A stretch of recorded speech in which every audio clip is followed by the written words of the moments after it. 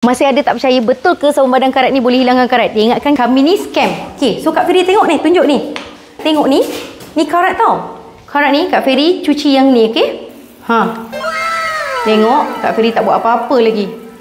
Terus hilang guys. Instantly dia hilang karat ni. Karat ni kalau kita sentai 3 hari 3 malam pun tak boleh hilang tau. Yang ni pula, okay? Tengok. Hilang serta-merta. Tak sempat lagi Kak Feri nak bros. Kalau Kak Feri bros, result dia lagi cantik. Berus pun berus manja je. Kak Feri pun guna penyapu je ni guys. Nampak tak? Bersih sangat-sangat. So, Kak Feri bilas sikit. Tengok. Macam baru. Macam kat kedai.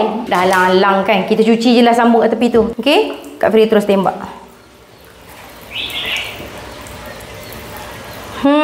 Hilang terus. Kak Feri berus tambah lagi sikit. 1 kali tolak, 2 kali tolak, 3 kali tolak. Terus bersih guys.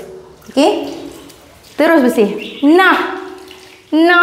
Seriously, macam baru sabun badan karat ni. So, kalau kalian ada karat macam ni, kadang-kadang dia kat belah tepi kan.